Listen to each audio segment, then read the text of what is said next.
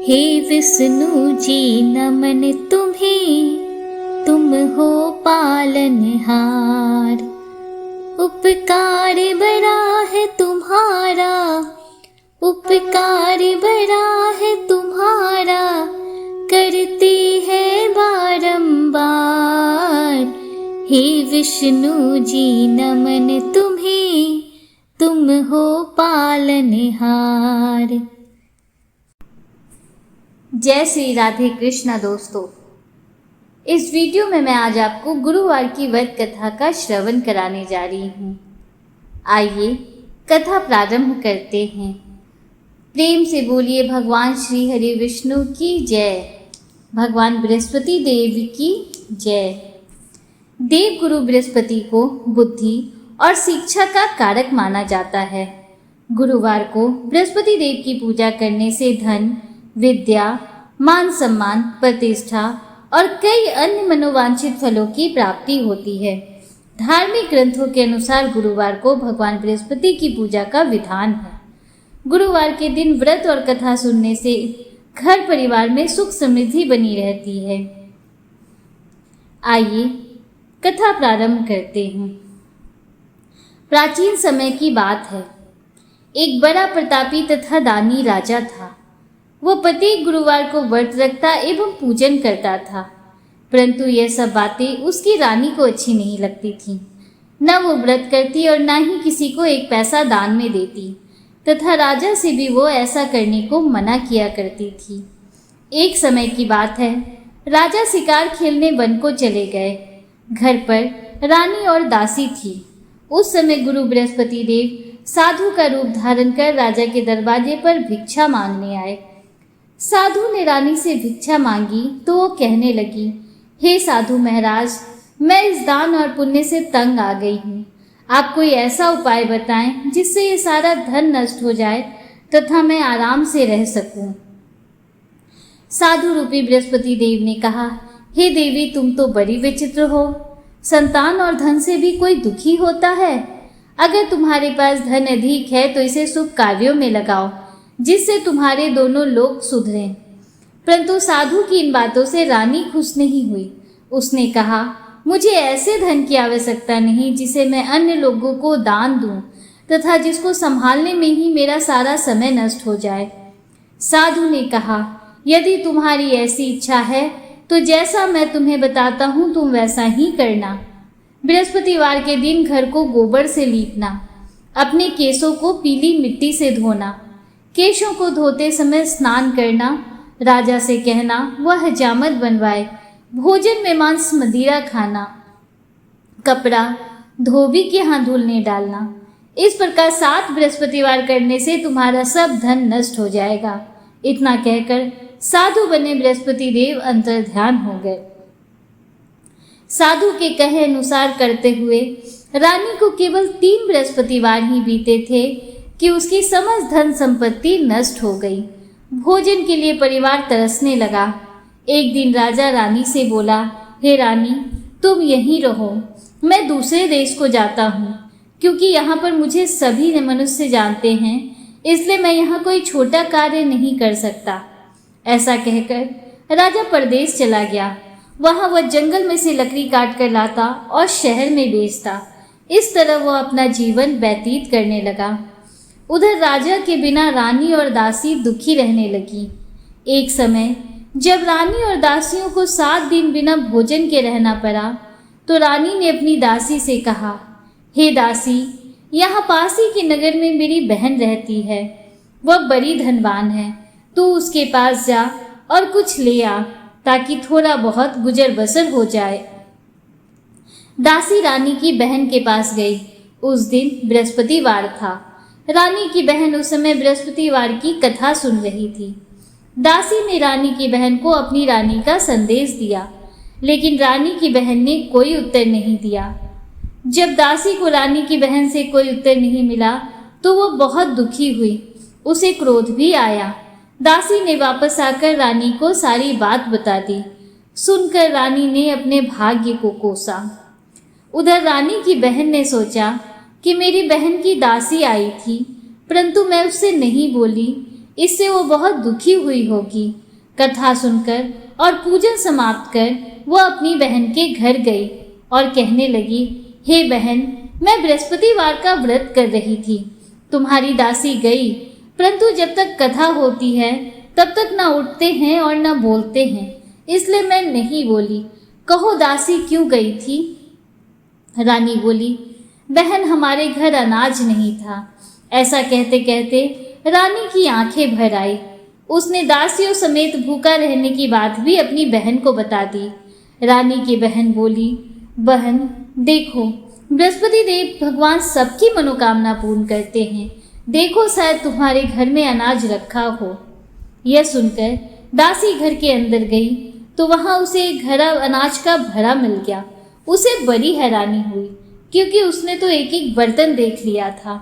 उसने बाहर आकर रानी को बताया। दासी रानी से कहने लगी, हे रानी, जब हमको अन्न नहीं मिलता तो हम तो रोज ही व्रत करते हैं, इसलिए क्यों न इनसे व्रत की कथा और विधि पूछ ली जाए, तो हम भी उसे किया करेंगे। दासी के कहने पर रानी ने अपनी बहन से बृहस्पतिवार व्रत के बारे में पूछा। उसकी बहन ने बताया, बृहस्पतिवार के व्रत में चने की दाल और मुनक्का से विष्णु भगवान का केले की जड़ में पूजन करें तथा दीपक जलावें, पीला भोजन करें तथा कथा सुनें। इससे गुरु भगवान बृहस्पति प्रसन्न होते हैं, मनोकामना पूर्ण करते हैं। व्रत और पूजन की विधि बताकर रानी की बहन अपने घर लौट गई। रानी और दासी दोनों ने निश्चय किया कि बृहस्पति देव भगवान का पूजन जरूर करेंगे। 7 रोज बाद जब बृहस्पतिवार आया तो उन्होंने व्रत रखा। घुड़साल में जाकर चना और गुड़ बीन लाई तथा उसकी दाल से केले की जड़ तथा विष्णु भगवान का पूजन किया। अब पीला भोजन कहाँ से आए? दोनों बड़ी दुखी हुई, परंतु उन्होंने व्रत किया था, इसलिए बृहस्पति देव भगवान प्रसन्न थे। 2 थालों में सुंदर पीला भोजन लेकर आए और दासी को देकर बोले, हे दासी, यह भोजन तुम्हारे और तुम्हारी रानी के लिए है, इसे तुम दोनों ग्रहण करना। दासी भोजन पाकर बहुत प्रसन्न हुई। उसने रानी को सारी बात बताई। उसके बाद से वे प्रत्येक बृहस्पतिवार को गुरु भगवान का व्रत और पूजन करने लगीं। बृहस्पति भगवान की कृपा से उनके पास फिर धन हो गया, परंतु रानी फिर पहले की तरह आलस्य करने लगी। तब दासी बोली, देखो रानी, तुम पहले भी इसी प्रकार आलस्य करती थी। तुम्हें धन के रखने में कष्ट होता था, इस कारण सभी धन नष्ट हो गया। अब गुरु भगवान की कृपा से धन मिला है तो फिर तुम्हें आलस्य होता है। बड़ी मुसीबतों के बाद हमने ये धन पाया है, इसलिए हमें दान पुण्य करना चाहिए। अब तुम भूखे मनुष्यों को भोजन कराओ, प्याऊ लगवाओ, ब्राह्मणों को दान दो, कुआं, तालाब, बावड़ी आदि का निर्माण करवाओ, मंदिर पाठशाला बनवाकर ज्ञान दान दो, कुंवारी कन्याओं का विवाह करवाओ, अर्थात धन को शुभ कार्यों में खर्च करो, जिससे तुम्हारे कुल का यश बढ़े तथा स्वर्ग प्राप्त हो और पितर प्रसन्न हो। दासी की बात मानकर रानी शुभ कर्म करने लगी। उसका यश फैलने लगा। एक दिन रानी और दासी आपस में विचार करने लगी कि न जाने राजा किस दशा में होंगे, उनकी कोई खोज खबर भी नहीं है। उन्होंने श्रद्धा पूर्वक गुरु बृहस्पति भगवान से प्रार्थना की कि राजा जहाँ कहीं भी हो शीघ्र वापस आ जाएं। उधर राजा प्रदेश में बहुत दुखी रहने लगा। वह प्रतिदिन जंगल से लकड़ी बीन कर लाता और उसे शहर में बेचकर अपने दुखी जीवन को बड़ी कठिनता से व्यतीत करता। एक दिन दुखी होकर अपनी पुरानी बातों को याद करके वह रोने लगा और उदास हो गया। उसी समय राजा के पास बृहस्पति देव साधु के वेश में आकर बोले, हे लकड़हारे, तुम इस सुनसान जंगल में किस चिंता में बैठे हो, मुझे बतलाओ। यह सुन राजा के नेत्रों में जल भर आया। साधु की वंदना कर राजा ने अपनी संपूर्ण कहानी बतला दी। महात्मा दयालु होते हैं। वे राजा से बोले, हे राजा, तुम्हारी पत्नी ने बृहस्पति देव के प्रति अपराध किया था, जिसके कारण तुम्हारी यह दशा हुई। अब तुम किसी प्रकार की चिंता मत करो, भगवान तुम्हें पहले से अधिक धन देंगे। देखो, तुम्हारी पत्नी ने बृहस्पतिवार का व्रत प्रारंभ कर दिया है। अब तुम भी बृहस्पतिवार का व्रत करके चने की दाल वो गुड़ जल के लोटे में डालकर केले का पूजन करो। फिर कथा कहो या सुनो, भगवान तुम्हारी सब कामनाओं को पूर्ण करेंगे। साधु की बात सुनकर राजा बोला, हे प्रभु, लकड़ी बेचकर तो इतना पैसा भी नहीं बचता जिससे भोजन करने के उपरांत कुछ बचा सकूं। मैंने रात्रि में अपनी रानी को व्याकुल देखा है। मेरे पास कोई साधन नहीं जिससे इसका समाचार जान सकूं। फिर मैं बृहस्पति देव की क्या कहानी कहूँ, यह भी मुझको मालूम नहीं है। साधु ने कहा, हे राजा, मन में बृहस्पति भगवान के पूजन व्रत का निश्चित करो, वे स्वयं तुम्हारे लिए कोई राह बना देंगे। बृहस्पतिवार के दिन तुम रोजाना की तरह लकड़ियां लेकर शहर में जाना। तुम्हें रोज से दुगना धन प्राप्त होगा, जिससे तुम भली भांति भोजन कर लोगे तथा बृहस्पति देव की पूजा का सामान भी आ जाएगा। और जो तुमने बृहस्पतिवार की कहानी के बारे में पूछा है, वह इस प्रकार है। प्राचीन काल में एक बहुत ही निर्धन ब्राह्मण था। उसके कोई संतान नहीं थी। वह नित्य पूजा पाठ करता, लेकिन उसकी स्त्री न स्नान करती और न किसी देवता का पूजन करती। इस कारण ब्राह्मण देवता बहुत दुखी रहते थे। भगवान की कृपा से ब्राह्मण के यहाँ एक कन्या उत्पन्न हुई। कन्या बड़ी होने लगी। प्रातः स्नान करके वह भगवान विष्णु का जप करती, बृहस्पतिवार का व्रत भी करने लगी। पूजा पाठ समाप्त कर पाठशाला जाती तो अपनी मुट्ठी में जौ भरकर ले जाती और पाठशाला जाने के मार्ग में डालती जाती। लौटते समय वही जौ स्वर्ण के हो जाते तो उनको बीनकर घर ले आती। एक दिन वह बालिका सूप में उन सोने के जौ को फटककर साफ कर रही थी तो उसकी माँ ने देख लिया और कहा, हे बेटी, सोने की जौ को फटकने के लिए सोने का सूप भी तो होना चाहिए। दूसरे दिन गुरुवार था। कन्या ने व्रत रखा और बृहस्पति देव से सोने का सूप देने की प्रार्थना की। बृहस्पति देव ने उसकी प्रार्थना स्वीकार कर ली। रोजाना की तरह वह कन्या जौ फैलाती हुई पाठशाला चली गई। पाठशाला से लौटकर जब वो जौ बीन रही थी तो बृहस्पति देव की कृपा से उसे सोने का सूप मिला। उसे वह घर ले आई और उससे जौ साफ करने लगी, परंतु उसकी माँ का वही ढंग रहा। एक दिन की बात है, कन्या सोने के सूप में जब जौ साफ कर रही थी, उस समय उस नगर का राजकुमार वहां से निकला। कन्या के रूप और कार्य को देखकर वह उस पर मोहित हो गया। राजमहल आकर वह भोजन तथा जल त्याग कर उदास होकर लेट गया।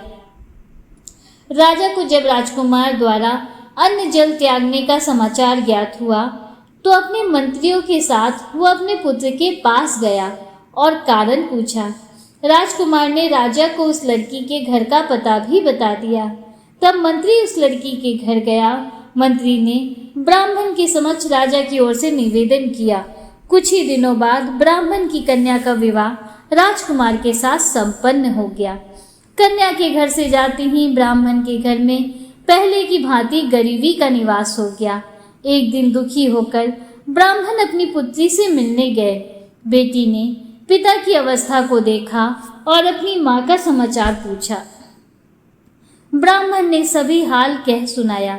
कन्या ने बहुत सा धन देकर अपने पिता को विदा किया, लेकिन कुछ दिन बाद फिर वही हाल हो गया। ब्राह्मण फिर अपनी कन्या के यहाँ गया तो पुत्री बोली, हे पिताजी, आप माता जी को यहाँ लिवा लाओ, मैं उन्हें वह विधि बता दूंगी जिससे गरीबी दूर हो जाए। ब्राह्मण देवता अपनी स्त्री को साथ लेकर पहुँचे तो पुत्री अपनी माँ को समझाने लगी, हे माँ, तुम प्रातःकाल स्नान आदि करके विष्णु भगवान का पूजन करो तो सब दरिद्रता दूर हो जाएगी। परंतु उसकी माँ ने उसकी एक भी बात नहीं मानी। वह प्रातःकाल उठकर अपनी पुत्री का बच्चा जूठन खा लेती थी। एक दिन उसकी पुत्री को बहुत गुस्सा आया। उसने अपनी माँ को एक कोठरी में बंद कर दिया। प्रातः उसे स्नान आदि करा के पूजा पाठ करवाया तो उसकी माँ की बुद्धि ठीक हो गई। इसके बाद वह नियम से पूजा पाठ करने और प्रत्येक बृहस्पतिवार को व्रत रखने लगी। इस व्रत के प्रभाव से मृत्यु के बाद वह स्वर्ग को गई और ब्राह्मण भी सुखपूर्वक इस लोक का सुख भोग कर स्वर्ग को प्राप्त हुआ। इस तरह कहानी कहकर साधु देवता वहां से लोप हो गए। धीरे धीरे समय व्यतीत होने पर फिर बृहस्पतिवार का दिन आया। राजा जंगल से लकड़ी काटकर शहर में बेचने गया। उसे उस दिन और दिनों से अधिक धन मिला। राजा ने चना गुड़ आदि लाकर बृहस्पतिवार का व्रत किया। उस दिन से उसके सभी क्लेश दूर हुए। परंतु जब अगले गुरुवार का दिन आया तो वह बृहस्पतिवार का व्रत करना भूल गया। इस कारण बृहस्पति भगवान नाराज हो गए। उस दिन उस नगर के राजा ने विशाल यज्ञ का आयोजन किया था। अपने समस्त राज में उसने घोषणा करवा दी कि सभी मनुष्य मेरे यहाँ भोजन करने आवे, किसी के घर चूल्हा ना जले। इस आज्ञा को जो ना मानेगा उसको फांसी दे दी जाएगी। राजा की आज्ञा अनुसार राज के सभी वासी राजा के भोज में सम्मिलित हुए, लेकिन लकड़हारा कुछ देर से पहुंचा, इसलिए राजा उसको अपने साथ महल में ले गए।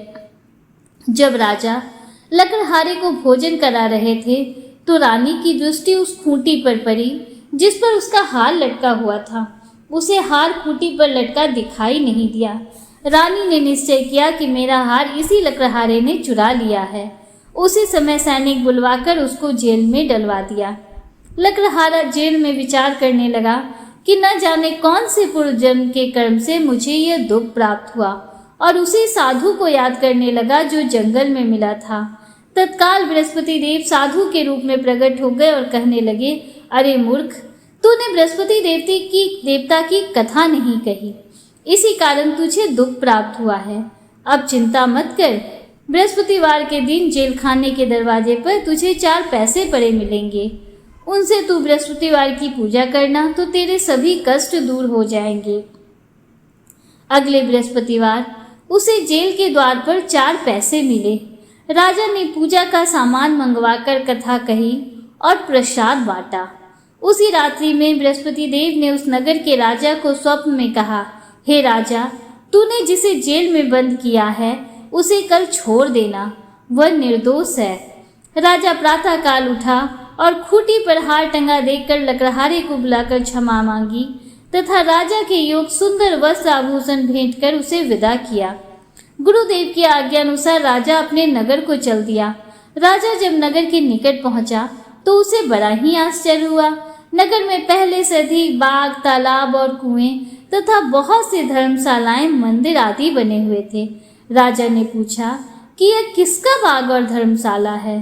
तब नगर के सब लोग कहने लगे कि यह सब रानी और दासी द्वारा बनवाए गए हैं। राजा को आश्चर्य हुआ और गुस्सा भी आया कि उसकी अनुपस्थिति में रानी के पास धन कहाँ से आया होगा।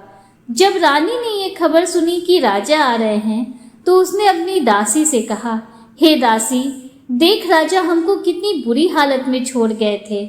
वह हमारी ऐसी हालत देखकर लौट न जाए, इसलिए तू दरवाजे पर खड़ी हो जा। रानी की आज्ञा अनुसार दासी दरवाजे पर खड़ी हो गई और जब राजा आए तो उन्हें अपने साथ महल में लेवा लाई। तब राजा ने क्रोध करके अपनी तलवार निकाली और पूछने लगा, बताओ यह धन तुम्हें कैसे प्राप्त हुआ है। तब रानी ने सारी कथा कह सुनाई। राजा ने निश्चय किया कि मैं रोजाना दिन में 3 बार कथा कहा करूंगा तथा रोज व्रत किया करूंगा। अब हर समय राजा के दुपट्टे में चने की दाल बंधी रहती तथा वह दिन में 3 बार कथा कहता। एक रोज राजा ने विचार किया कि चलो अपनी बहन के यहाँ से हो आऊं।